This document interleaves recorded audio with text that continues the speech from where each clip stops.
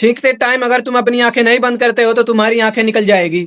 देखो, हमें छींक इसलिए आता है जब हमारे नाक में धूल दस्त वगैरह घुस जाते हैं और नाक में नागिन डांस करने लग जाते हैं। फिर दिमाग के पास सिग्नल जाता है कि ये पार्टिकल्स हमारे शरीर को नुकसान पहुंचा सकते हैं, तो फटाफट इसे बाहर निकालो। इसलिए हमें छींक आ जाता है और ये गंदे पार्टिकल्स बाहर निकल जाते हैं। और कुछ लोग कहते हैं कि छींक आते टाइम आंख ना बंद करो तो आंख निकल जाती है। ये बिल्कुल झूठ है। आंख इसलिए बंद होता है ताकि नाक से निकले गंदे पार्टिकल्स आंख में ना चले जाए।